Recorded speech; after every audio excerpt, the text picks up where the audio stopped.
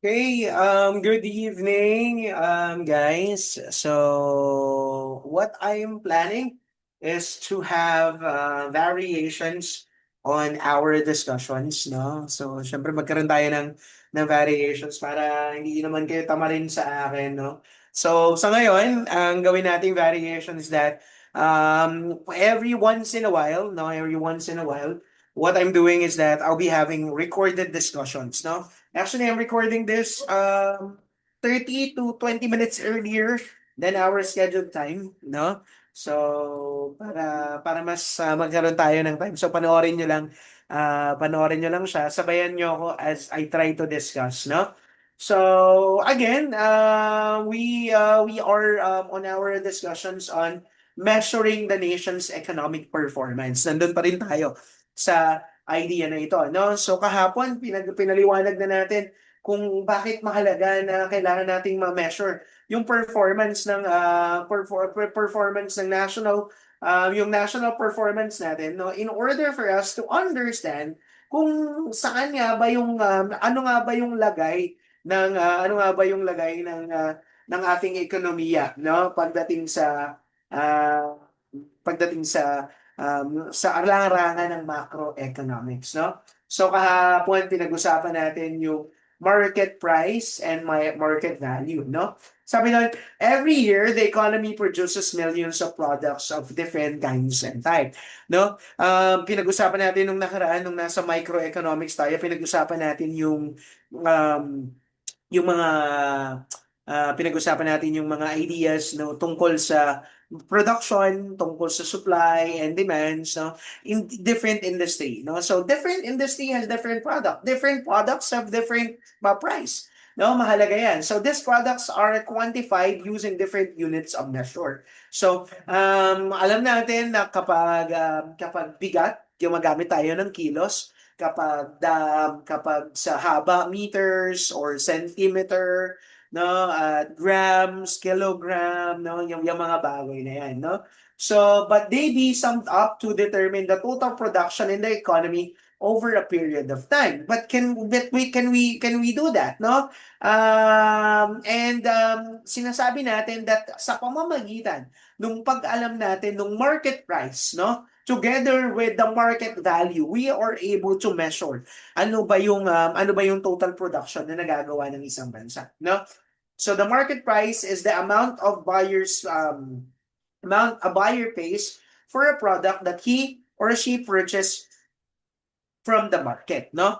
All products sold in the market are valued in terms of price. No, lahat ng binebenta sa market, kahit yung mga services, kahit yung mga simple at maliliit na bagay, it's valued sa pamamagitan ng price, no? So it is easy therefore to measure the national product on the basis of market price, no? So, in order for us to measure, no, the national product, we need to understand the value of the market price, no? So, katulad nga nung example na binigay natin, 'di ba? Yung market price natin, market price for example per kilo, no? Ang bigas per kilo merong 55 pesos. No, diyan sa Riyadh every 5 kilo every 5 kilo merong 25 or 22 real. 'Di ba? Ganun natin siya na value, no? For example, ang average ng, for example, burger sa burgerizer, kapag may kasamang fries and drinks, 30 to 34 SR, di ba? We can vary it, no? We can have the basis of the product, of the national product based on the market price, no? So, Wonicott defined the national product as the money value of goods and services that the economy produce in a period of time, no? So, normally national product is usually computed on a yearly basis, no? So, yung kasi nahati yung fiscal years, no?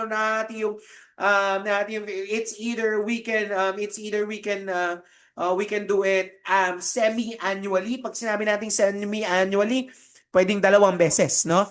Dalawang beses. So, dalawang beses, no? For example, dalawang beses isang taon. So, every 6 months, may ganon. meron din namang quarterly. So every 4 months, no? Pero dito, in order for us to compute the national product, ginagawa natin siya in a yearly basis. So annually, no? So again, ulitin natin 'yon. We have semi-annually, we have annually, we have quarterly, no? So ganun yung ginagawa. No, pero dito sa national product, we do it in a yearly basis, no? So, in the example above, it is assumed that the economy produces only two products, dried fish and cloth. For example, ito lang daw yung meron tayong product. For example, no? So, dried fish is measured on kilos, no? Syempre, bigat, no? Para malaman natin kung magkano siya, no? Hindi pwedeng parang lugi kasi, no? For example, magbebenta ka ng isda, no? For example, magbebenta ka ng isda. Pwede ba na yung pagbebenta ng isda ay nakadepende sa laki ng isdang mabibili mo? Di ba hindi pwede? Di ba? Kasi hindi natin pwedeng sabihin na yung isda 25 per kilo, 25 per piece. Pwede bang gano'n? Hindi pwede kasi iba't iba yung size. Ganun din sa prutas, di ba? Ganun din sa prutas. Hindi siya pwedeng general sa lahat kasi iba't iba siya ng size. Kaya para makita natin yung uniformity ng lahat, no, we need measurement. So in this one, the unit of measurement na gagamitin natin for dried fish is kilo. Ganun din naman sa cloth, no? Ganun din sa cloth.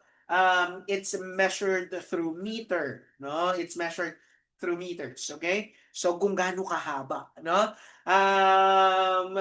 Pero alam din naman natin kada isang cloth magkaiba ng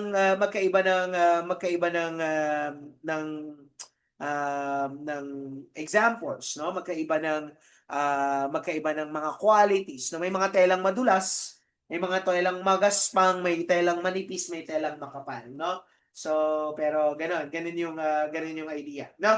So a kilo of dried fish is worth 2 meters of clothes, no? So nakita nyo, di ba? Yung kung makakabili ka ng 2 kilo na ng dried fish, no? Makakabili ka ng 2 kilo ng baliktad pala. Makakabili ka ng 2 meter, no? 2 meter ng cloth sa 1 kilo ng isda. No, ganun yung so it has become possible to compare the market value of two products and to add up to the national. So, ganun yung idea. May mga commodities na mas mahal kaysa sa iba, no? May mga commodities na mas mahal sa iba. Katulad ng example natin dati diyan, 'di ba? Dati dumating dun sa point na mas mahal yung tubig kaysa sa gas. Bakit? Kasi mas mahirap kunin yung tubig sa disyerto kaysa yung gas kasi it's really abundant, no? It's really abundant in Riyadh or in Saudi Arabia, no? So again, market price is the price per unit, no? And market value is the total, no? The total amount that we get from multiplying the total production to the market price or to the market price so that we have the market value. So the market value of dried fish, if we have quantity of 200 kilos, so makakakuha tayo ng market value na 16,000. Sa cloth naman, kung meron tayong 50 meter at price per unit na 40, no? So we will be able to have 2,000. So the total market value for dried fish and cloth, we have 18,000 pesos, no? So maganda yan, no? Magandang pag-usapan yan, no? So ito. So basic approaches in measuring performances, no? Economic performance. There are two basic approach in measuring the performance of economy. No? The national product approach and the national income approach, no? Pag sinabi nating national product approach, probably we are looking at the how our production, no, or how is our production in terms of our economic growth, no? Kapag syempre, sabi nga natin, kapag mas marami yung produce, no, mas marami yung mga products na po-produce, edi mas malaki yung kita, no? Kapag mas maliit yung napoproduce, edi mas maliit yung kinikita, no? So, pwedeng ganun natin siya tingnan. Or probably we can see it in the national income.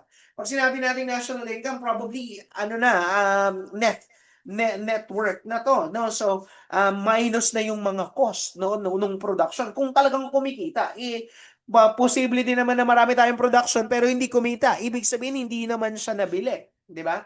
So, to better understand these approaches, a review of the circular flow of goods and services and income diagram discussed in the preceding chapter will be helpful. For this particular purpose, the diagram is simplified to the model of this one. So, tingnan natin itong bagay na ito. Na mas yeah. So, okay. So, yung nasa taas ay yung national product approach, yung nasa baba ay national income approach, no? So, ganito yung nangyayari, no? Ganito yung nangyayari. Siyempre, ito yung tinatawag na household, no? Ito yung tinatawag na household. So, sino ba yung nasa household? Nanay, tatay, mga bata, no? Itong mga batang ito, no? Itong mga batang ito, okay? Itong mga batang ito, itong mga nanay at tatay na to, meron silang needs, no? Meron silang necessities, na meron silang mga pangangailangan sa pang-araw-araw, di ba? Agree tayo nun. So, kailangan nila ng bigas araw-araw. Kailangan nila ng tubig araw-araw. Kailangan nila ng services araw-araw. Kailangan nila ng mga bagay. Sino nagpo-provide ng services sa household? It is the company. No, it is the company. It is the entrepreneur, no? Ito yung mga ito yung ano. So, yung mga companies, yung mga business organizations, sila yung nagbibigay ng goods and services, no? And on the other hand, no, habang sila ay nakakatanggap ng goods and services, no, the business, no, they are paying it. They are buying it sa pamamagitan ng pera. They are paying it. So, in return of that goods and services that is flowing or that is given to us by the manufacturers or the producers, we are giving them money, which becomes the business revenue. Kita, profit. Sa pamamagitan ng pagtingin nito, no, yung syempre naggumagawa ng products itong mga to at kayang bilhin ng household. Kayang bilhin ng household. So, lumalaki yung nakikita yung may purchasing behavior, nakikita yung purchasing behavior. So, maganda yung ekonomiya, di ba? Kasi nakakabili, nabibili ng mga tao yung mga pangangailangan nila, no? So that's national product, no? Yung product ay hindi nasasayang kasi kaya siyang bilhin ng mga tao na nandoon sa household, no? Ganun yung idea. Next, tingnan naman natin dun sa baba, national income approach, no? Sa national income approach, ang titingnan natin dito, it's the purchasing power. Paano tumataas yung purchasing power ng mga tao? Sa pamamagitan ng salary, no? Sa pamamagitan ng sahod, sa pamamagitan ng pera, no? So, ang baliktad naman ito, ano? Paano baliktad naman ito? This is the corporation, this is the manufacturer. Paano kumikita ang mga manufacturer? Kailangan nila ng products.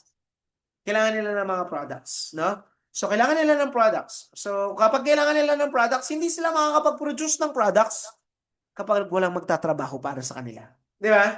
Kailangan nila ng taong magtatrabaho para sa kanila. No? So, saan sila kukuha ng mga taong magtatrabaho para sa kanila? Dito. Sa mga households. No? So, yung mga taong ito, ibibigay naman nila yung kanilang services, their land. No? Ipaparenta nila yung kanilang lupa, their labor, their money, and their skills to sell to the corporation, to the business organization.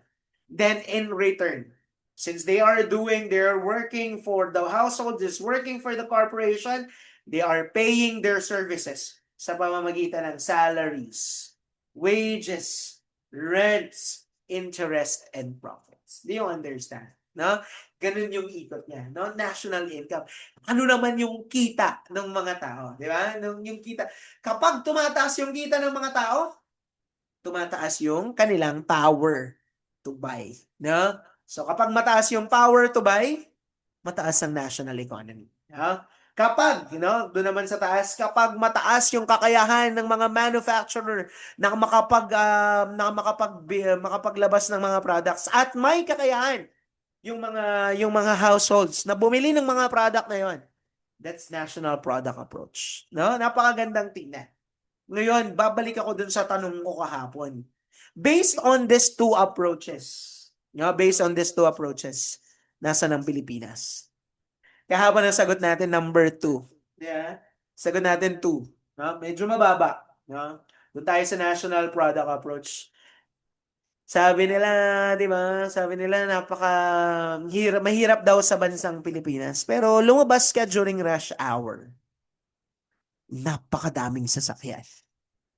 Napakadaming motor. So, ibig sabihin, may kakayahan ang mga tao, no? May kakayahan ang mga taong bumili, no? Maaari nating sabihin. Pero at the same time, no, makikita din naman natin yung kakulangan. Marami pa rin nagko-commute, no? Yung iba kasi mas pinipili nilang mag-commute kasi mas mahal yung parking, mahal yung gas, 'di ba? So something like that, no? If that will be the case, probably, hindi naman natin masasabing sobrang hirap naman ng Pilipinas. No, probably merong part na may challenges, pero hindi naman sobra, no? Ganun yung idea. Next, doon naman sa salary approach, no? Yeah. Dahil sobrang taas ng presyo ng bilihin, kahit na medyo mataas yung sahod mo, nangangailangan ka pa rin ng tulong, no? So, in that case, no? So, this diagram illustrates the circular flow of goods, services, and income in a simple and pure market economy. It's just simple and more pure market economy. It features two main sectors. It's the household and the firms, no? So, balikan natin yung explanation doon. National product approach. So, yun nga, no, yung nagbebenta ng services ay yung firm at binibili yon ng mga tao. And in return, nagbabayad sila ng pera. So, that's business revenue. At kabaliktaran naman dun sa kabila, no, yung mga tao naman, yung nagbebenta ng kanilang goods and services, no? So, this figure shows that economic transactions is a simple, pure market economy are between household and firms only, no? Sa simple market economy, simple lang. Nagbebenta yung market or yung firm, bumibili yung mga tao. Kailangan ng firm ng magtatrabaho, binibenta ng mga tao yung kanilang services sa firm, no? So, the performance of this economy can be measured by looking at the flow of payment in both the upper and lower loops in the diagram. So, paano ba umiikot yung pera? Sapat ba yung perang natatanggap, no? Sapat ba yung perang natatanggap ng household para mabili niya yung mga needs and services na kinakailangan niya from the firm? Ganun yun eh. Yun yung problema. Sumasahod nga, nagkakaroon nga ng income, nagkakaroon nga ng advantage, nagkakaroon ng compensation yung mga tao. Pero sapat ba yung compensation na yon para makapagpatuloy sila na matugunan yung mga needs nila, no? Which is sometimes hindi, no? So dun pa lang papasok 'yon, no?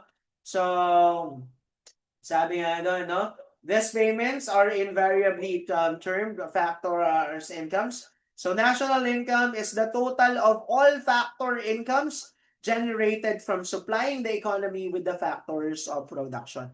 So yun no? Yung money na papunta sa firm at yung money na papunta sa mga tao na eventually papunta ulit sa firm. More or less. No, that is what we call the national income. No, in the diagram, everything the household and the firm earn is spent. No? So the household spend their income for personal consumption and the firms use their business expenditure or investment. The diagram does not show liquors and circulates the money. So the total money supply in the economy is properly accounted for and the household and the firms just take turns in using it. So, binabayad ng mga tao yung kanilang binabayaran ng mga tao yung goods and services na kinukuha nila. Saan naman kinukuha ng firm yung mga pangbayad nila dun sa kanilang mga trabahador, dun sa kita nila sa business revenue. So, umiikot lang siya. So, the expenditure of one is the income of the other. Yung ginastos ko para bumili ako ng mga bagay-bagay. ay maaaring sahod ng ibang tao na nagtatrabaho para dun sa firm na yon, no? So, in school, for example, no, nagbabayad kayo ng tuition, no? It's your expenditure, but that is our salary as well, no? Yung kumikita kami doon, no? So, the total money supply in the economy is accounted for, and given this condition, it can be assumed that in simple, pure market economy, the national product is equal to the national income. Of course, the national product is always equal to the national income. Siyempre, di ba? Kung ano yung product, yun lang naman yung mabibenta. Kung ano yung mabenta, yun lang naman yung pera. Di ba? So, ganun siya kadali. Okay? So, I think I will stop from here and I'll continue my discussion. Goodbye!